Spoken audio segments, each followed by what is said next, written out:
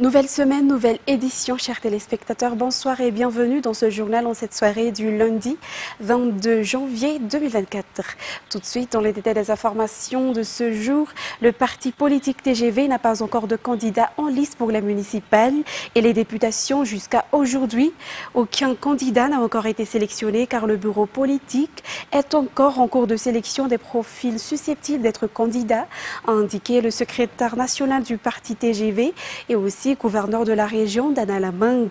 Les sélectionneurs se tourneront vers les candidats locaux qui connaissent les soucis de la population. Il ne s'agit pas de candidats parachutés car seul le bureau politique a le dernier mot et le but est d'obtenir la majorité au sein des institutions parlementaires, ajoute Eraso Marmak aujourd'hui durant sa prise de fonction officielle en tant que gouverneur de la région d'Annalambang.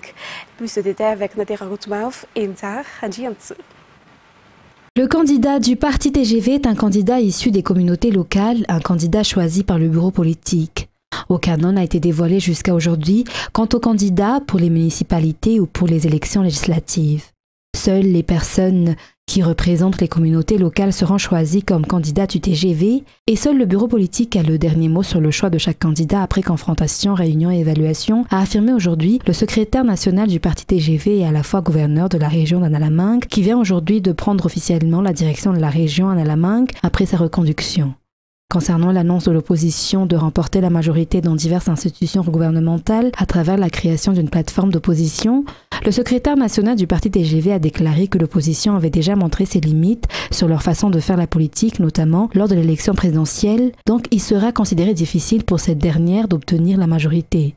De plus, affirme Eraso Marmak, ce n'est pas le fait de porter des choux-fleurs dans toute la ville qui les aiderait.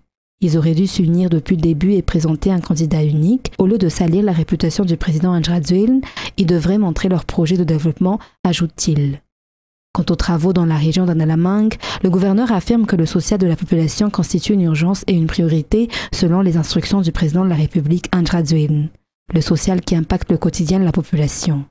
Les travaux de construction de routes dans la région d'Annalambang constituent également une priorité. Ainsi, en parallèle aux travaux de réhabilitation des rues d'Antananarivo, seront également lancés les travaux de réhabilitation de la route vers Mantassou qui seront gérés par le ministère des Travaux publics. Par ailleurs, la réhabilitation des routes dans le district d'Anjamas se poursuivront. Le domaine de l'agriculture et de l'élevage, la construction de barrages et la coordination du travail avec les directeurs régionaux des ministères concernés continuent, d'après toujours le gouverneur Eraso Marmak, lorsqu'il a procédé aux passations de pouvoir entre lui et le gouverneur par intérim aujourd'hui à Mbuida. Dans un autre sujet, un décès et 2 disparus ont été enregistrés après le passage de la zone de convergence intertropicale. Depuis le 16 janvier, 10 régions ont été touchées selon le dernier bilan publié par le BNGRC aujourd'hui. Par ailleurs, 5 421 personnes sont sinistrées et 2 486 déplacées. Plus de détails avec Ruth ou Christelle Hakout-Malal. D'après le bilan publié hier par le BNGRC, 8 régions ont subi des inondations après le passage de la zone de convergence intertropicale depuis le 16 novembre. Selon le bilan d'aujourd'hui, la région de Betsbouk et de Menabé sont également impactées. Un mort est enregistré à Maevatanan, 2 personnes portées disparues à Touamas 2 et à Port-Berger, 4 personnes ont été blessées à Ikung. Par ailleurs, 5 421 personnes sont sinistrées, soit 1393 ménages, 2486 personnes déplacées, dont 603 ménages. Parmi ces déplacés, 447 personnes sont déplacées dans les centres d'hébergement et 150 personnes déplacées dans leur famille. 2203 hectares de rizières ont été inondés et 205 hectares ensablés. Ensuite, de nombreuses maisons ont été inondées en raison de la montée des eaux à Antiran lors du passage de la manne nuageuse qui a sévi dans la zone. Les constructions illégales et le fait de jeter des ordures dans les égouts sont entre autres à l'origine des inondations. Selon les informations, la commission chargée de la gestion des catastrophes naturelles a déjà effectué une visite sur les lieux afin de résoudre ce problème. Les détails avec Fadjissena Mireille et Ben Ali. Les constructions illégales, le fait de jeter des ordures dans les égouts, ce sont notamment les principales raisons de la montée des eaux à Intiran, notamment durant le passage des intempéries. Ceux qui ont réalisé des constructions illégales n'acceptent pas de les démolir, si bien que cette situation provoque chaque année des inondations dans la ville d'Intiran. Ainsi, 10 Fukuntan sont complètement inondés et on compte actuellement 57 sinistrés. Les membres du comité chargé de la gestion des catastrophes ont déjà effectué une visite pour constater de visu les dégâts et pour trouver des solutions à cette situation. Mais pour les 3 prochains jours, la vigilance de fortes pluies reste actualité pour la partie nord de Madagascar. La région d'Iana et la partie ouest de la région Sofia sont ainsi placées en alerte rouge. Ces orages peuvent engendrer des cumuls de précipitations de l'ordre de 80 mm à 110 mm en une journée. Par ailleurs, il y a un risque de formation d'une tempête tropicale modérée pour les 5 prochains jours dans le sud-ouest de l'océan Indien, selon toujours le service de la météorologie. Reportage. L'alerte rouge en forte pluie pour les régions d'Iana et dans la partie ouest de la région Sofia n'est pas encore levée jusqu'à maintenant.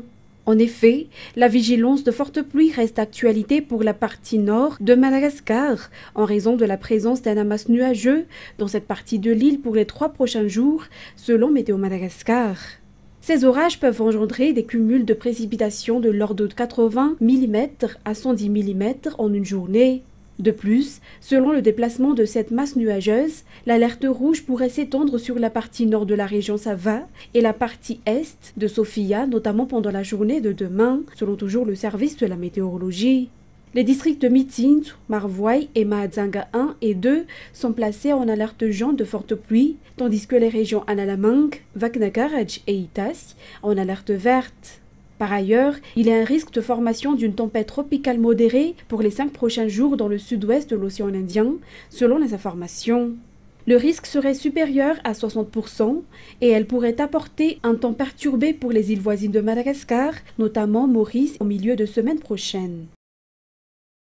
Dans un tout autre contexte, les travaux de terrassement pour l'installation du parc solaire dans le district de Mahadzanga 2 ont commencé aujourd'hui. Le terrain fait 5 hectares et il faut 5 jours pour terminer les travaux. La semaine dernière, l'équipe du ministère de l'Énergie et des Hydrocarbures, dirigée par le directeur du cabinet, et l'équipe de la Jirama ainsi que l'équipe au sein du service foncier ont effectué une visite de ce terrain. Reportage de Naté Rakutmav.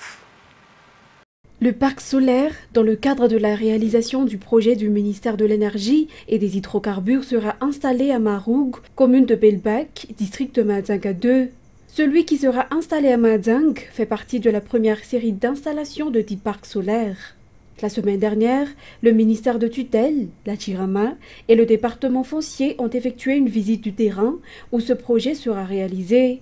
47 parcs solaires seront construits sur toute l'île et ils seront achevés en 2024, selon la vision fixée par le ministère de l'Énergie et des Hydrocarbures. Le ministre Olivier Jean-Baptiste a donné des instructions pour que l'équipe chargée de réaliser ce projet soit répartie sur toute l'île pour accélérer l'installation de ces parcs solaires. Ce parc solaire situé à Marouk, district de Mahadzanga 2, produira 5 MW. Il permettra de répondre aux besoins en électricité de Mahadzanga 2 et de produire de l'énergie propre, résolvant également le problème de l'approvisionnement en électricité. Et un nouvel opérateur a acquis la licence lui permettant d'œuvrer sur tous les segments du secteur télécommunications, notamment la fibre optique et le 5G. L'octroi de telles licences est la preuve que le secteur des télécommunications dans notre pays est toujours libre et qu'il n'y a pas de monopole. Le ministère de tutelle a également confirmé qu'il y aura un nouveau câble sous-marin pour la promotion de l'utilisation de l'Internet à Madagascar. C'est Sylvain et Nzaranji Antsou nous en disent plus. En avril 2023, l'État avait adopté plusieurs décrets avec pour objectif la libéralisation du secteur de la télécommunication. Désormais, ils sont 3 opérateurs à pouvoir déployer la fibre optique à Madagascar. Le ministre du Développement numérique, des Postes et des Télécommunications indique qu'un nouvel opérateur a acquis en décembre dernier la licence lui permettant d'œuvrer sur tous les segments du secteur télécom, notamment la fibre optique. Cet opérateur vient d'acheter auprès de l'État malagasy la licence globale, donc il pourra déployer la 5G, la fibre optique nationale et internationale, la fibre optique pour les particuliers et les entreprises, à l'instar de l'opérateur historique, selon les explications du ministre de tutelle. Par ailleurs, cet opérateur apporte une connectivité de pointe grâce au nouveau câble sous-marin To Africa, outre le Lion, Easy et Métis, qui sont déjà opérationnels à Madagascar, selon les informations. Ainsi, les entreprises et les consommateurs bénéficieront d'une meilleure qualité de service Internet et d'une plus grande performance pour toutes leurs activités digitales. L'ouverture de la concurrence dans ce secteur a pour but d'offrir plus de choix aux consommateurs, souligne le ministère. Cela permettra aussi de faire baisser les prix, qui est d'ailleurs le but de la libéralisation du secteur entamée l'année dernière par l'État, selon toujours le ministre. Si auparavant on n'avait qu'un seul choix, aujourd'hui on aura plus de choix et lorsqu'il y aura plus de choix, le prix baissera automatiquement, poursuit-il. Le but étant de diminuer le prix de 1 gigaoctet mobile à moins de $1.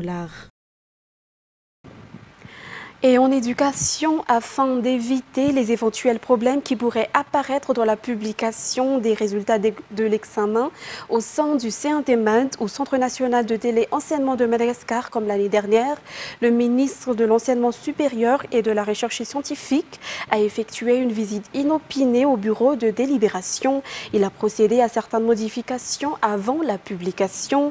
Il s'agit entre autres de la confrontation des notes dans les feuilles de copie et les relevés, mais aussi de procéder à la délibération à chaque niveau et mention. Naté Rakoutmav.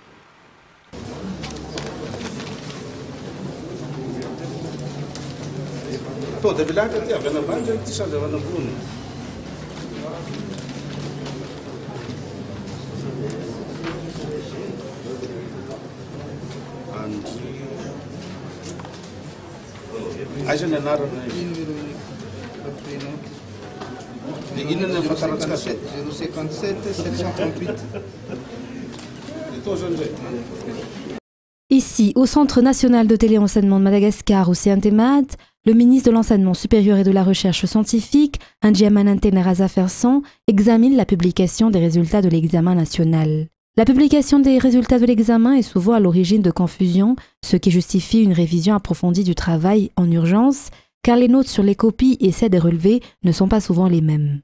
C'est ce qui est survenu l'an dernier. En urgence, le ministre a donné 2 instructions importantes pour éviter que le problème ne se produise. Il s'agit de 2 décisions majeures. Le premier concerne la confrontation des notes au niveau des feuilles de copie, mais aussi ceux des relevés des notes, et le deuxième concerne la délibération à chaque niveau et le mention. Les résultats du dernier examen national de l'année scolaire 2022-2023 sont concernés.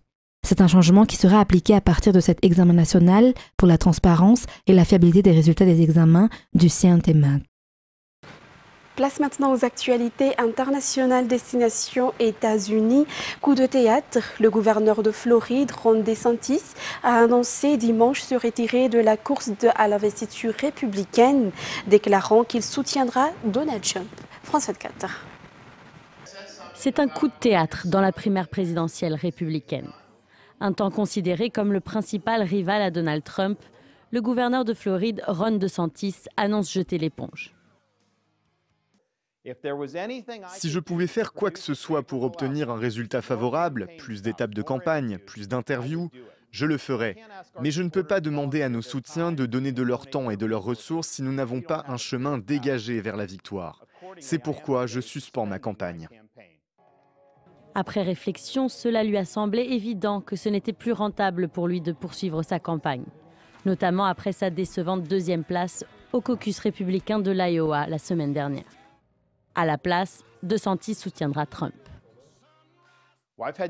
J'ai des désaccords avec Donald Trump, notamment sur la pandémie de Covid-19 et la promotion d'Anthony Fauci. Mais Trump est meilleur que le sortant de Joe Biden, c'est clair. De quoi ravir les supporters de Trump. L'un de nos adversaires, une personne très compétente, se retire. Ron se retire et ce faisant, il nous a apporté son soutien. Cette annonce tombe 2 jours seulement avant les primaires du New Hampshire. Selon les sondages, Ron DeSantis ne devait recueillir que 6% des voix. contre 50% pour Donald Trump et 39% pour l'ancienne gouverneure de Caroline du Sud, Nikki Haley. Cette dernière a également réagi à la nouvelle au cours d'un meeting à Seabrook. Il a fait une belle course, il a été un bon gouverneur et nous lui souhaitons bonne chance. Ceci étant dit, il ne reste plus qu'un homme et une femme en lice. Que la meilleure gagne. Nikki Haley est désormais la seule autre option républicaine à Donald Trump. Ensuite, une frappe ukrainienne sur la ville de Donetsk a fait au moins 27 morts, ont annoncé dimanche les autorités pro-russes qui administrent cette ville de l'est de l'Ukraine. France 24. L'horreur a frappé ce marché de la banlieue de Donetsk au moment où il était le plus fréquenté. Le jeune Ilya vient de perdre sa mère. Il est sous le choc. J'étais proche de la route quand j'ai entendu un boom. J'ai tourné la tête et j'ai vu de la fumée.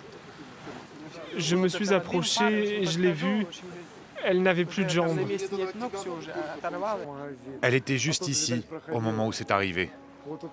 On a trouvé la moitié de son corps. Je l'ai sorti moi-même. Son corps était encore chaud. Mais ma femme n'est plus. Les circonstances de l'attaque sont encore floues, mais la Russie accuse l'Ukraine. Pour Moscou, cet acte terroriste barbare montre la nécessité d'atteindre tous les objectifs de l'invasion.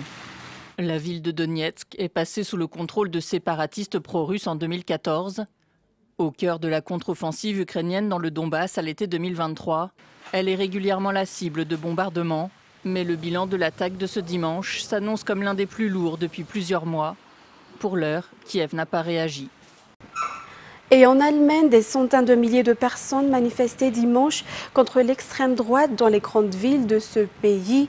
En tout, plus de 1,4 million de personnes ont manifesté pendant le week-end, une mobilisation sans précédent, alors que le parti allemand AfD, l'idéologie radicale est plus haut dans les sondages. France 4. Une marée humaine rassemblée devant l'Arc de Triomphe de Munich. Dans la capitale bavaroise, plus de 100 000 personnes manifestent contre l'extrême droite. Chez ces Allemands, la montée de la xénophobie réveille de douloureux traumatismes. L'Allemagne connaît un énorme glissement vers la droite, comme c'était le cas avant la Seconde Guerre mondiale. Et je pense que la situation n'a jamais été aussi mauvaise depuis la guerre. Le rassemblement de Munich a dû être interrompu à cause de l'affluence jugée trop forte par les autorités. À Berlin, les manifestants allument les lumières de leur téléphone devant le Bundestag. 100 000 personnes sont descendues dans les rues de la capitale selon la police, 350 000 d'après les organisateurs. Au centre de la colère, l'AfD. Selon un média d'investigation allemand, des membres de ce parti d'extrême droite ont pris part à une réunion d'extrémistes en novembre dernier. Les participants y auraient notamment discuté d'un plan d'expulsion massive de personnes étrangères. Des révélations qui ont choqué une partie de l'opinion publique. J'ai suivi tout cela et je me suis dit, il est vraiment temps de montrer notre visage, de descendre dans la rue, de manifester notre présence et de nous dresser contre les nationalistes de droite et contre ce phénomène de l'AfD, qui n'en est pas vraiment un. Des manifestations ont également eu lieu à Dresde ou à Cologne. Au total, plus d'1 400 000 personnes ont protesté contre l'extrême droite ce week-end, selon les organisateurs. Une mobilisation massive alors que l'AfD progresse dans les sondages. Les observateurs craignent une percée de la formation d'extrême droite lors des élections européennes de juin prochain. Et c'est avec ce reportage que nous terminons cette édition d'aujourd'hui. Nous vous remercions de l'avoir suivi jusqu'à son terme. Rendez-vous demain pour de nouvelles actualités. Au revoir.